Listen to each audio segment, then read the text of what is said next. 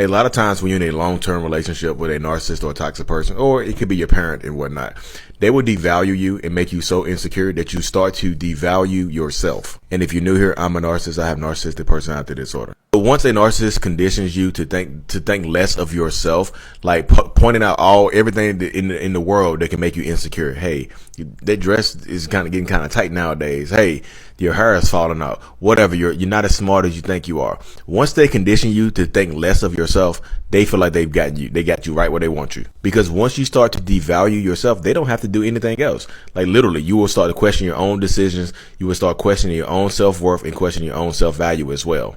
The longer you stay in a toxic relationship like this and start to devalue yourself, you will lose your own identity. You won't recognize yourself in the mirror or emotionally anymore. Once you lose yourself, once the narcissist feels like they've taken everything away from you, they typically discard you for somebody else and leave you completely broken. Self-love is the key to helping you.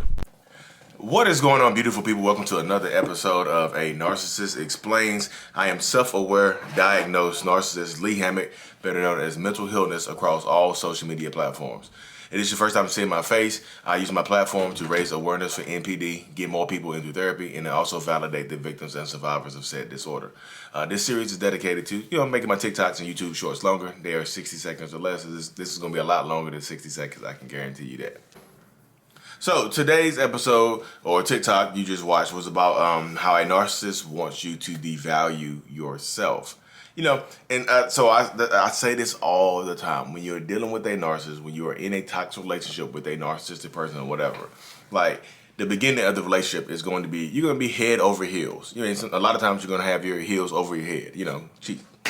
Jokes, let me stop. But literally, that's how it goes right there. But like, you head over heels in love, the love bombing stage, the idealization stage where, that person can basically do no wrong to you. The narcissist in your life or a toxic person or whatever, who you don't know is a toxic person. Hey, you might have saw some red flags, but you might have ignored them because they are nice, they're nice looking, they are successful, whatever.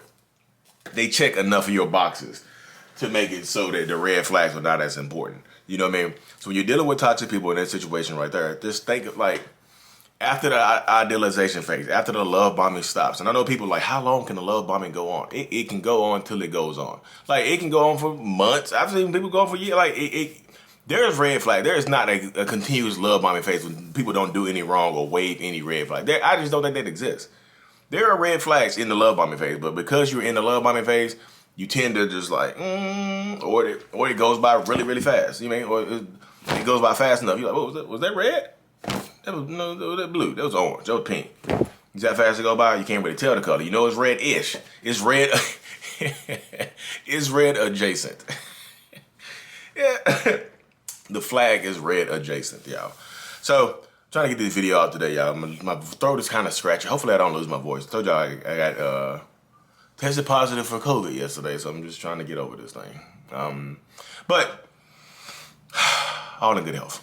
So like I said, back to the red flag. During the love bombing phase, you ignore the red flags and things like that. So once their love bombing phase stops, which for whatever, it can stop for any reason, y'all. There doesn't have to be a definitive reason for it to stop. The narcissist could just, exhaustion plays a part into it. They get tired of being who you need them to be, and they go back to being who they want to be. You know what I mean? It's as simple as that. Sometimes they stop doing what you need them, what you want them to do, and start doing what they want to do. Start doing what makes them happy. Start doing what makes them grateful and things of that nature. It makes themselves happy, and they can put you to the back burner. It can be almost instantaneous. You can wake up one day and they all be different.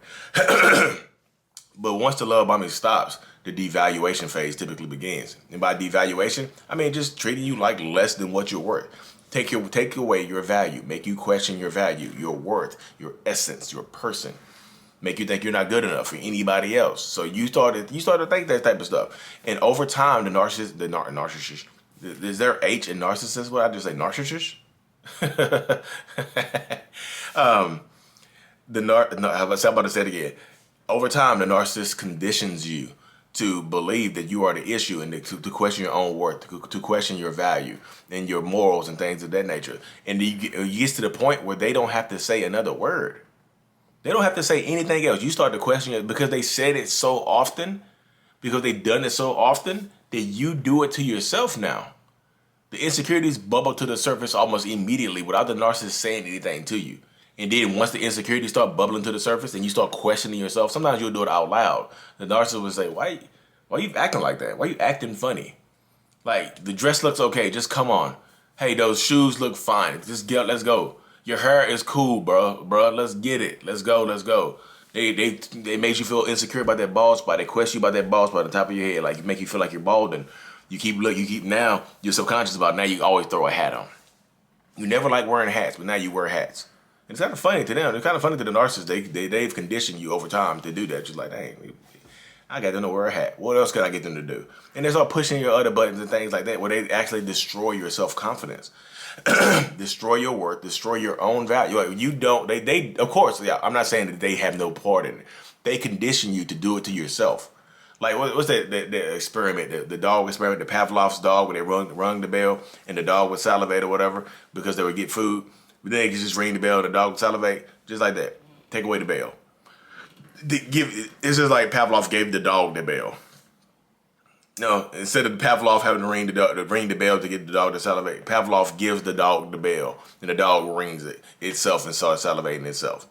They're similar to it. They give you the power. They give you the ability to devalue yourself, so their work is done. They don't have to say anything else to you. And then when you start to question your own self-worth and self-value, they will add on to it. They add on to it to make it sound like they're innocent. They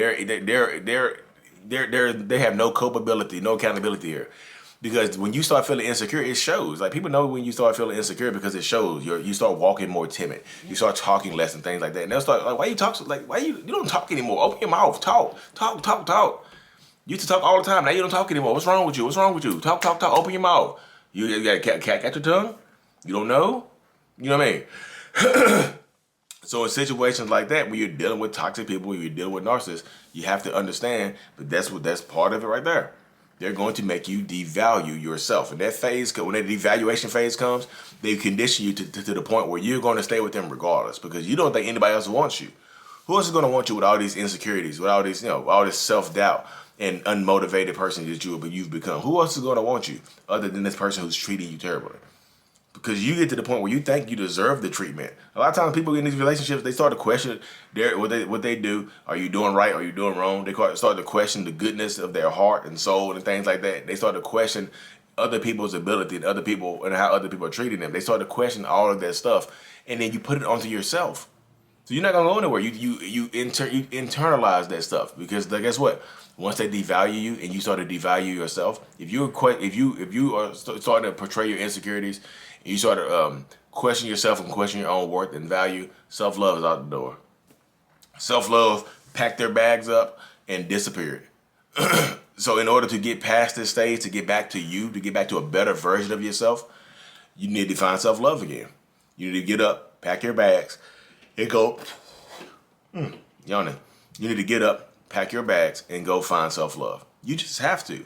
That's one thing that you have to do. You absolutely 100% have to go find self-love, because if you don't go find self-love, you're going to be in a toxic relationship until it gets to the point where they devalue you so much, and you devalue yourself now to the point that they leave you because you become uninteresting to them. They don't need you anymore.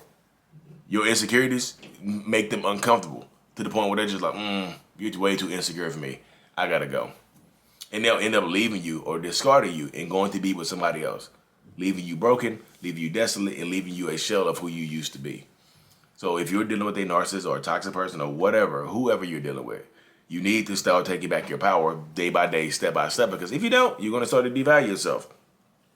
And a lot of times you start to act like, nope. You start to act like the narcissist. Over time, you start to act like them. And once you start to act like them, they'll start to treat you bad too, y'all, because narcissists don't like people holding up mirrors to their life. Once you start to treat a narcissist how they treat you, they don't like that, because you're holding up a mirror to themselves, holding up a mirror, and you're reflecting back their treatment of what they're doing to you to them, and they don't like that. That's just kind of letting you know that they treat you badly. But again, when your insecurities bubble to the surface, they won't have anything to that. If they constantly make you insecure about your weight, about your height, about your looks, about the way you dress, about your education level, about the way you talk, about where you're from, about your parents, your upbringing, your parenting style. Once they make you insecure and they question everything about that, you will do it to yourself. Don't do it to yourself. Don't get a narcissist a hand in damaging you. Take back your power or stand in your strength. Because if you don't, I'm telling you, if you don't, they win. And if you this is a battle you don't want to lose right here. This is because it's a battle of self-love. It's the battlefield. It's the war field. It's a war zone. It's like a war zone with a narcissist, and battling for self-love and self-appreciation, things like that. So practice self-love. Water your own garden. Power up. Take back your strength. Love you. Mental illness is out. Peace.